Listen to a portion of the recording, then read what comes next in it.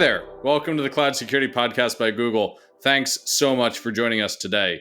Your hosts here are myself, Tim Peacock, the product manager for threat detection here in Google Cloud, and Anton Chuvakin, a reformed analyst and member of our cloud security team here at Google. You can find this podcast wherever podcasts are sold, as well as at our website, cloud.withgoogle.com/cloud-security/podcast. If you like our content, please do hit that subscribe button on your podcasting app of choice. You can follow the show, get our updates as soon as they're dropped, and you can even follow us and argue with us on Twitter as well, twitter.com/cloudsecpodcast. Anton, we're talking about Europe today, aren't we? We are, and it's been kind of interesting because we spent so much time talking about cloud migration and challenges and mistakes and approaches, and we sort of almost always assumed sort of a maybe US-centric or an approach that US CISOs would express, that US engineers would like. Yeah. And we kind of almost felt like we didn't pay enough attention to the different type of a challenge some of the European clients have. So it's really fascinating to look at the challenges specific to Europe or EU, basically that region where some of the challenges are quite different from what we hear from US CISOs, US security engineers, US analysts. It's just peculiar how they approach some of the things there. It's really interesting to hear that some of these challenges are not even Europe plus cloud. They're just Europe plus go-to-market and Europe plus regulation. One of the things that John says that really tickled me was he was talking about the pace of innovation and regulation there, rather than the pace of, say, innovation. Correct, yes. And it's also interesting because sometimes you read the commentary online that Europe may become a model for some of the regulations for the digital space, for the IT. But I am really skeptical about this because how can you have innovation happening in one place and regulation for that innovation in another? I guess you can call it separation of duty, but it's also, to me, a little risky, right? Because you don't truly innovate and then you don't understand innovation, but you want to regulate it. How can it work? Well, I think it gets back to a little bit of what Tim Darks was saying about regulation and compliance providing the building codes or the food safety regulations that let us trust the industry at all. So maybe with that, let's welcome our guest and see where we go. John Stone, the chaos coordinator, a chaos coordinator. I don't know if you can have more than one chaos coordinator or if you would even want more than one chaos coordinator in Google's office of the CISO. John, thank you so much for joining us on the show today. We've had the displeasure of working together for years. It's a true pleasure to have you on the show with us. I want to start off by talking about cloud migration. We've talked a lot on the show about the nature of lift and shift versus cloud native, but we're looking at kind of a different set of challenges in cloud migration today, doing it for Europe. Could you start us off with some of the top European specific cloud migration security challenges? What's going on over there? Yes, Tim, I guess I'm the only chaos coordinator at this point in office of the CISO. Probably also the chaos causer in some cases. To your question, so some of the specific things, and it's not so much around security, right? It's more around compliance and regulatory things. So if you take Europe, obviously, it's a bunch of countries together, as part of the European Union. Now, there's always local regulations and laws. And if you look at some of the larger enterprises, some of their bigger challenges is how do they basically apply to all these different regulations and laws in the various countries that they operate. So I guess probably the first one that I would say is, so they already have this challenge on-premise, how do I deal with all this different regulatory things on-prem? Now they're shifting it to the cloud and they're potentially crossing the borders around this. So I would say that is probably one of the biggest challenges in this scenario is to how do they maintain and keep up to date with all these regulatory, legal requirements that they have to do. So that's the first part, because the security element is the technical control that makes all of this possible. So it's not so much that people are around those kind of things, it's how they make it possible. And then the flip side to that is the other big challenge that they face is, if you think about it from that perspective, is certain things that you would do on-premise are not necessarily fit to put in a cloud environment. What's an example of that? If you take, for instance, this whole concept, and it'd be kind of interesting to see Anton smile on this one. So if you take next generation firewalls, right? Ah, good. Firewalls. Yeah, so here we go. So next generation firewalls come in because end users find ways to punch holes, through your perimeter. And then we have application recognition to understand which applications those things are. Now we go to a cloud environment, And the users take that on-premise concept and they go, let's put next generation firewalls into the cloud. But why would you do that? That's been a classic in my Gartner days. So yes, you're right. I will smile. Exactly. So why would you do that? Because in the cloud, I know this virtual machine is talking to that virtual machine and I know the application. Do I need anything that's application aware? Not for that kind of traffic. No, maybe on the outbound traffic, yes, there could be a use case for that. But the east to west traffic is less relevant from that perspective. Now that's already a different one. So that's a challenge that doesn't necessarily exist in the cloud. And then you bring that mentality into that. And then you have, how do I adopt? And that slows some of the adoption of cloud. I'd say those are kind of three big things to that. But so it kind of goes back to on-premise thinking, right? Coming into the cloud. So in addition to the compliance bit that you mentioned, it also kind of summarizes to a lot of on-premise type approaches and thinking applied to cloud, which is pretty much what we have in the US pretty often. This was a feature of many episodes we've done on migration challenges, when people bring their on-premise playbook with them to the cloud, right? That's the same. That is, and we'll probably get into it a little bit later because I have some strong thoughts on this kind of scenario around that. But I think if we bring it back to the European context, a lot of that is how do you deal with the different regulations and also how things are developing quite quickly in Europe as well. So Europe is pretty fast in developing new regulations and all those kind of things, as fast as these things can be from that perspective. I guess let me make also a little bit of a side journey on this. So it's hard enough to do it on-premise, then you're doing it in cloud, and then you're doing it in multi-cloud, which is obviously a good strategy to have because you don't want to put everything in one basket. But there's obviously the complexity from the end customer side where they have to think about, even if you have it mapped out perfectly and you know, how do I meet these requirements? And here's the technical controls. Cloud A to cloud B applies it in a different way. And then you have to think about it differently.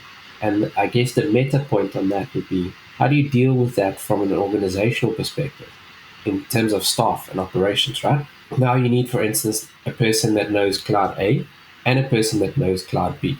And that becomes quite challenging. And how do you retain those people and keep them interested in your organization? Because very shortly they realize they're a very rare commodity and they leave your organization. Yeah, the people challenge of staffing up against the clouds is a really interesting one. I've seen some organizations assign one person to each cloud. I've seen other organizations try to have people be cross-cloud. What's worked well in your experience? Because you've seen a lot of different orgs up close. What's better there?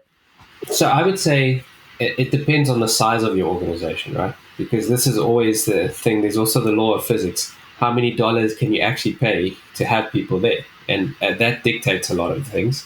But if we just say the budget's not an option, right? It's a mixture of getting people to cross-train it on the clouds. Because if you have it dedicated and specific to one, you're creating single points of failure and you're going to overload people. When you're training them across the clouds, it gives them a different skill set and doing a rotation of that. So 1 week you'll be working on cloud A, the next week you'll be working on cloud B. And that keeps it interesting for the folks as well to do those kind of things. But there's no right or wrong answer on this one, because if you have the ability to basically have enough people, yes, you can make dedicated departments. That also has its pros and cons. But that's something you got to weigh up for the organization. That makes sense to me. And I think that's also perhaps more acute in Europe, but I've seen similar challenges here in the US.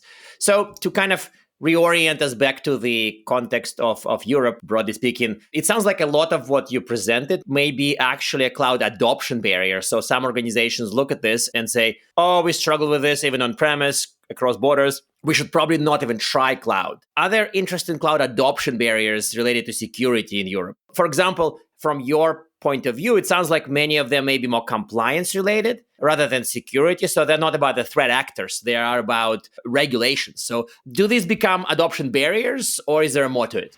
So I think there's a different point to this one. Rather than saying like security challenges, I'm going to say there's a precursor to all these, right? And by this, I mean, there's a psychological factor, right? So essentially, if you drill down to risks and all those kind of things, one of the biggest challenges is control, or the perception of control. And what I mean by this is, if you take the whole encryption debate, right? So this is always, I need to hold the key because then I'm fully in control around that. Yeah, this is why we built the AKM, right? To a very large extent, right? To make these types of people happy, right? But if you look at it from a purely threat perspective, So whether it's default encryption or EKM, is your data encrypted? Yes. Is the encryption algorithms the same? They're the same, right? Yes. Where it comes down to is the perception of control and kind of psychological comfort levels with these kind of things. So if you think about it, when everything is on premise and in my data center, it's this kind of perception. I can hug my service. This is natural, cozy thing. So for the folks listening to the podcast, I'm hugging myself, which is a weird image to have. Yes, it's adorable. But then if I put it into the cloud, I'm all of a sudden stretching out. Now, if you just stretch out your arms in front of you, stretch it as far as you can, all of a sudden it's not comfortable anymore, right? And now what I'm doing, I've taken my key that's been close to my heart here, and I've put it somewhere else, right? So that, I would say, is one of the biggest challenges around that. So it's a little bit of a different take on this thing, because we can go and point to this challenge, to that challenge. A lot of it is regulatory and compliance driven. But if you look at specific security challenges, and I don't want to sound like a bit of a broken record here, but if you look, for instance, at the OWASP top 10, those things haven't changed for years. Like, the security problems are known problems that we have. They kind of just flip around in order. But it's the psychological aspects of dealing with new technology and how we get comfortable with that new technology, which I would say is one of the big challenges to that. That's my impression as well. So it's kind of funny that you pretty much just focus on this whole point of controlling access, controlling keys, having control. And of course, it becomes kind of psychological. When I dealt with EKM here at Google, most of my thinking in terms of presenting the story of EKM really went down this kind of psychological, emotional path, not so much about true threat assessment. It's kind of about the perceptions and about who feels comfortable with what approaches, like somebody wanted a key under a particular mountain in Switzerland, and it's the only location they accept, that type of stuff. Yeah. On this topic, I mean, you mentioned that we built EKM to make these people happy. My experience with compliance people is that they are never happy. Is this a case of compliance driving security around, or are we actually achieving something useful with these mountains in Switzerland that Anton is familiar with? So I would say it depends on why you're doing it, right? Uh-huh. If you're doing this for the compliance and regulatory thing, you're doing it because you actually want to comply to that and you don't want to tick a box. It's a different discussion to when you're just ticking a box and I don't want the regulator pitching up at my door and asking me why I did this thing. Those are different discussions. So it sounds almost a little bit ideological, but if you do it for the right reasons, that changes the conversations and you're doing things that are actually going to move the needle. So that makes a completely different discussion. But the right reason is the attacker, not the regulator. I'm sorry, I'm going to be a bad guy here. So to me, if you're doing it the right reason to approach the regulator in the right way, you're still doing it for the wrong reasons, because the right reason is presumably the threat actors. I'm with you. So I agree with that one, Anton. But so what I would say to that one is, so the regulator is going to say, you need to show that you are in control of your data at all times. Now, if I flip that over to a threat perspective, well, if attackers can take my data, I'm not in control of that data. So what measures would I put in place to make sure that attackers can't get to my data? Here's my layered defense. Okay, Mr. Regulator, I can show you now that I'm also in control of this because I've actually taken the threat-centric attacker approach to this, and I've tried to fix that. And by doing that, I've met the regulation. Now, the flip side of that is, and this is why I'm saying doing it for the right reasons, the flip side is we normally take the regulation and we say, here's a bunch of technical controls of how we met your regulation. But to your point, if we flipped it the other way, we would still meet the regulation and we would actually be affecting real change to the organization rather than just ticking a box. Here's one way to look at it, Anton, that might make you feel better. We worry about losing data. We worry about our business, having downtime. If the regulator decides you're not doing it right, you might have downtime. So maybe the regulator is the threat actor in your model. Correct. And I've seen people in my PCI days, I've seen a lot of this when people truly threat modeled with the PCI assessor as a threat actor. So that's definitely the case. But I also feel like there's a bit of a logical flaw. And I swear to God, I didn't mean to go into this debate here. But I think that last John's comment pretty much, to me, sounds like compliance equals security. And it's going to go both ways. Compliance means secure, secure means compliant. That's obviously quite wrong in most locales I've seen. So help me here, because you sound like if you do it against the attacker, you'd be compliant. That's not the case. We know it. That's a good point to clear up on that one, because you can be fully compliant and you will get breached tomorrow. In fact, if you look at a lot of breaches that have happened, all those companies have been compliant with all the things that they needed to be compliant with. That still happened. And at the same point, I can be very secure, but I could not comply to any regulation.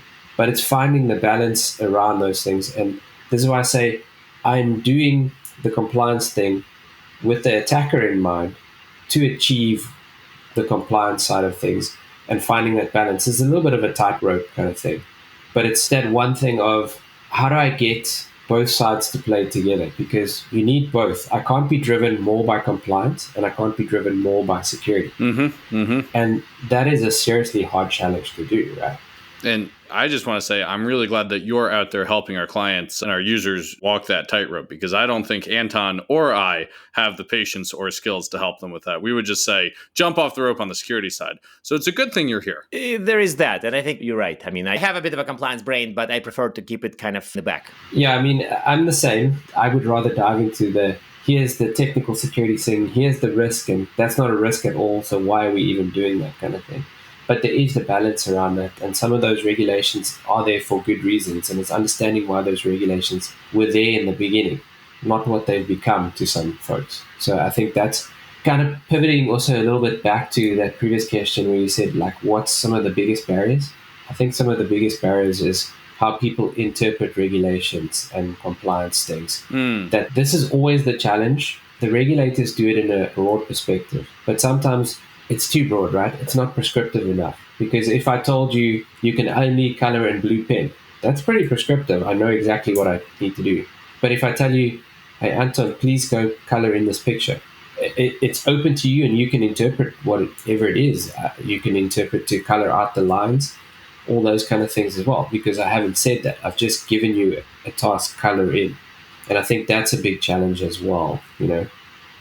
In light of this, I want to take this discussion to kind of a higher level and kind of remind everybody that true hyperscale cloud providers exist in two countries, US and China, right? There are many cloud providers in many countries, but the true hyperscale cloud providers exist only in those two.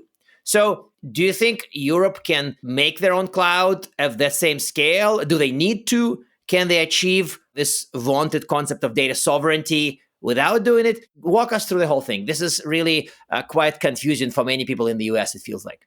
I'm not going to touch on the political side of things because there is obviously some politics involved in this. I'm not a politician. I'm not qualified to make those comments. So I'm going to steer away from that. I'm going to look at it from a purely technology perspective, right? So can they do it? Yes. Anything's possible in the world, right? So if I was the person in Europe, I'm going to put myself in that shoes and go, if I was that person, how would I approach this? I would actually work with the hyperscalers around building these kind of things, you know, to get that level to where we've jointly worked on these kind of things. So we're not 100% reliant on those side of things, but we've jointly worked on these solutions together. And the reason I'm saying that, if you think about it, right? So let's say, Anton, you started a hyperscaler and you started it 5 years ago. I now walk into the market, right? My first product that I deliver is 5 years behind your product. And you haven't sat still. You're iterating now. So now you launch your next product, and I launch my next product in a year later. But now you're 6 years into the journey, and I'm only 1 year into this journey. So it wouldn't be sensible for me to say, I'm just going to build this all from scratch. But I would rather say, okay, Anton, you know, we're looking at providing services to our customers. Is there a joint market opportunity for us together to address this? How can I work with you to be able to build these kind of things around that kind of thing? And how can we have that relationship? And that's, I think, an important way to look at these kind of things. The short answer of, I guess, that is, can they do it? Yes, they can. The question is more about how should you go about doing that? And I think that's where you should actually partner up with different providers that have already gone down this journey, that actually help with this and come up with solutions that's going to meet the market. Because yes, there is sovereignty, but at the same point, you also realize we're an interconnected world, right? Enterprises don't live in one country. They live across multiple countries and they have to serve multiple customers. And how do they best serve that? Not by just having something locked in one region. That would be great if it was just one company that's just operating in one market. But the reality of those things, and I think we've seen some of this with the Corona side, we've actually seen how interconnected we've been. You know, when people have, you know, been stuck in their homes and all these kind of things, we've realized a lot of the things are interconnected. So if you take the recent Suez Canal events, one container ship takes a little bit of a wrong turn and the whole world has a bit of a hiccup, you know. So, for example, I was chatting to a local builder the other day, and he was saying it's taken him 6 months to get an air conditioning unit because of the supply chain backup, because it's so interconnected. And now, if you apply that principle to cloud, that same interconnectivity is there. So, having this true isolationist way of thinking where it's only sovereign if it's in my country and I control everything is going to be a bit of a Suez Canal blockage, and it's going to hit all these other things. That might be the best metaphor for that. I like that. And at least you didn't turn it to Kubernetes security. I mean, otherwise this is too stale. Ships have containers, so I didn't want to go there. No, that's excellent. We're getting close to time, as we do. And I'll ask you our traditional penultimate question, and Anton will take the final one.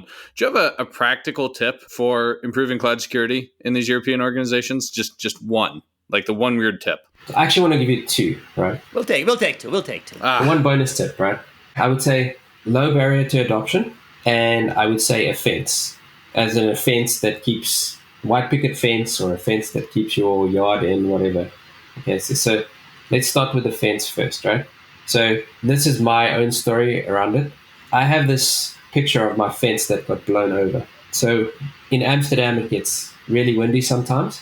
And the previous homeowners, when they put up the fence, they never considered the wind direction. So the way that they put up the fence, when the wind blows, it actually blows the fence out of its screws, right? Retrofit that to cloud. When we came up with our security controls, if everybody is really honest with themselves, a lot of these things were invented before cloud was even there. And now we're trying to retrofit those things into the cloud. So I would say, consider the fence and the wind direction. Like, is this actually still applicable and relevant? So that would be number one. Number two is low barrier to adoption. Now, this one's going to be slightly controversial. If you think about it, cloud's easy in the sense I pull out my credit card and very shortly I could have something running in cloud and in production, right? That presents some security challenges because how do we control this? And before we know it, it's in prod and it hasn't been properly secured. I don't want to focus on that one. I want to focus on the one where security goes, wow, cloud is amazing. There's a lot of automation I can do here and I can simplify all these things. The story I want to tell for this one is there's this kids show in the Netherlands. It's called Buurman and Buurman. Neighbor and Neighbor is what it translates to. These dudes are the kings of over engineering. So what happens is the one neighbor is busy mowing his lawn the one day and he cuts over the cord. In true over engineering fashion, the other neighbor runs up onto the roof, rips off a solar panel, straps it to the lawnmower. This is amazing. Now think about it from a cloud security perspective. Like, oh, we had a problem. Here's automation. So now they have a panel strapped to this thing and it's running by itself. Then it starts to hit shade areas in the garden itself and it slows down. So what do? They go and cut down the shrubs. Okay, well, you just made automation and now you've made more work. That doesn't quite make sense. So they carry on like this. And then obviously with all these stories, there's always a pesky cloud that comes in. And in this case, the cloud comes in and blocks out the sun. Now it completely stops, right?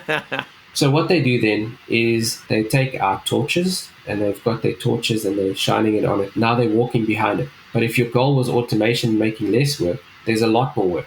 So they realize this is not going to scale. They get a big IKEA lamp and a car battery and they strap it to the lawnmower. Now it's got a different effect. It's so heavy, it actually starts plowing the ground and not cutting the grass. So eventually what they do, they basically take all these things off and they find every light that they can find. And it's like the kind of cliched thing where you would see like Christmas lit up house from space. They light that place up so you could probably see it from space.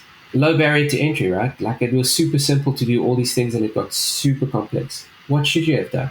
Well, there's the cord. I should have just taken the cord, insulation tape, put the wires together, problem fixed. And that's the other thing that I would say is the nugget of advice.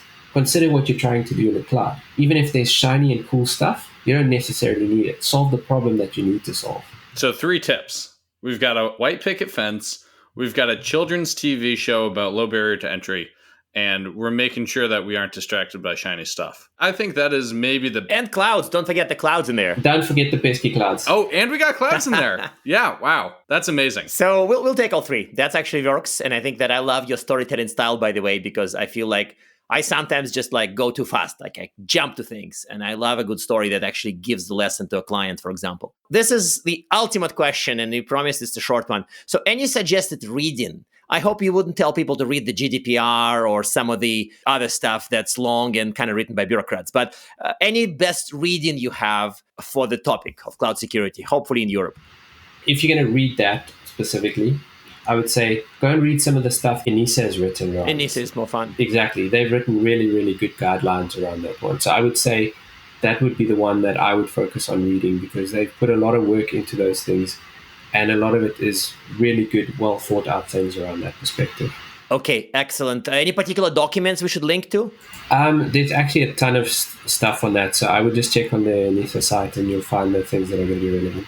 Okay, we'll highlight a couple of ENISA cloud security documents because, frankly, I tried reading some of the stuff from EDPB and I fell asleep like 4 times. So I think ENISA documents are a lot more applicable to the operational reality. Yeah, and it's a lot more practical as well from that perspective. Perfect. Well, thank you very much for being on the podcast. Yeah, that was super awesome. Thanks, guys. John, thank you so much. And now we are at time. Thank you very much for listening and, of course, for subscribing as well. You can find this podcast at Google Podcasts, Apple Podcasts, Spotify, and many, many other apps, pretty much wherever you get your podcasts. Also, you can find us at our website, cloud.withgoogle.com/cloudsecurity/podcast. You know, I now just say the website and it just rolls off the tongue. I love it. Please subscribe so that you don't miss episodes. You can also follow us on Twitter, twitter.com/cloudsecpodcasts. Your hosts, Anton Chuvakin and Tim Peacock, are on Twitter as well, at Anton_Chuvakin and @_Tim Peacock. Tweet at us, email us, argue with us, and if you like or hate what we hear, we can invite you to the next episode. See you on the next Cloud Security Podcast episode.